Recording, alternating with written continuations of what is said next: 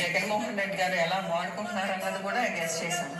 కాకపోతే చూపు కూడా పక్కనివ్వరని మాత్రం అది గెస్ చేయలేదు. నేను తీసుకుంది కూడా నాన్నగారు లెగసీని జగన్మోహన్ రెడ్డి గారు తోసేస్తున్నారన్న దాని మీద ఎక్కువ తీసుకున్నారు. నాన్నగారిని మాత్రం జగన్మోహన్ రెడ్డి గారు ఎప్పుడు గౌరవించలేదు. ఇప్పుడు తొక్కడానికి ట్రై చేశారు తప్ప ఏనాడు ఏ పదవి ఇవ్వలేదు. వీళ్ళు ఎందుకంత రుణపడిపోయి ఎలా ఉంటున్నారో అయితే మాత్రం నాకైతే కనిపించట్లేదు. నేను ఆయన ఎప్పుడు తక్కువ చేయలేదు, చెయ్యను కూడా ఖచ్చితంగా. ఈ వీడియోస్ అన్ని నేను అన్నని మాటలు ఆయన చూపించారు, పోలీసులే వచ్చారు, వాళ్ళే తీసుకుని వెళ్ళారు. కొంచెం హర్ట్ అయ్యాను, మాట్లాడరు, కొంచెం చాలా బాధ అనిపించింది. కాకపోతే చూపు కూడా పక్కనివ్వరని మాత్రం అది గెస్ చేయలేదు. నేను వెళ్ళి ఆయన కనిపిస్తారా చెప్పండి, కనిపించరు కదా. ఇది పార్టీలు పక్కన పెడితే ఎవరైనా సరే, అది ఏ పార్టీ వాళ్ళైనా సరే, సొంత పిల్లలు వాళ్ళ తల్లిదండ్రులు కానీ లేదనుకుంటే సొంత తల్లిదండ్రులు పిల్లలు కానీ కడచూపు చూడడానికి వచ్చినప్పుడు మధ్యలోకి రాజకీయాలు అయితే రాకూడదు. దానివల్ల ఏమవుద్దంటే రేపు పొద్దున్న మనం బాధపడినా సరే, అంటే ఇప్పుడు ముద్రగడ పద్మనాభం గారి కూతురు గారు వచ్చారు, క్రాంతి గారు వచ్చినప్పుడు ఆవిడని చూడనివ్వలేదు. కుటుంబ సభ్యులు కూడా పెద్దగా ఇంట్రెస్ట్ చూపించలేదు, కుటుంబ సభ్యులకి ఇష్టం లేదు, ఆవిడ రావడం ఇష్టం లేదు. ఎందుకంటే వాళ్ళ నాన్నగారికి వ్యతిరేకంగా పోరాడిందనే ఉద్దేశంతో ఇష్టం లేదని కుటుంబ సభ్యులు అడిగారు.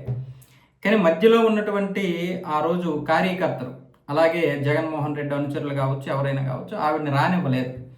కుటుంబ సభ్యులు ఎలాగో వ్యతిరేకం వ్యక్తం చేస్తున్నారు కాబట్టి వీళ్ళు మరింత రెచ్చిపోయారు. తర్వాత పోలీసులు మొత్తానికి ఏదో ఒకలాగా చేసి తండ్రి ముఖాన్ని చూపించారు, అది వేరే విషయం. కానీ పోలీసుల ద్వారా తన తండ్రి ముఖాన్ని చూడడం రావడం అనేది ఎవరికైనా బాధాకరమే.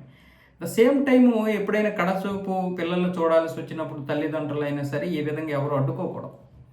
అది ఎవరమైనా సరే, రేపు పొద్దున్న వైసీపీ బాధపడింది అనుకోండి, అరే వాళ్ళ పిల్లలకి మనం దూరం చేసాం, అదే వాళ్ళ నాన్నగారి కడచూపుకి దూరం చేసామని ఎవరైనా బాధపడితే దాన్ని ఏమైనా తిరిగి తేగలమా, దాన్ని సరిదిద్దగలమా? ఈరోజు ఎవరైతే అక్కడ అత్యుత్సాహం చూపించారో వాళ్ళ విషయంలో, అలాగే కొంతమంది అభిమానులు కూడా, సినిమా హీరోల అభిమానులు కూడా ఇదే విధంగా చేస్తున్నారు. అది కరెక్ట్ కాదు. ఈ వ్యక్తిగత విషయాల్లోకి మనము రాజకీయాల్లోకి తీసుకురాకూడదు, అలాగే ఈ విధంగా దూరం కూడా చేయకూడదు.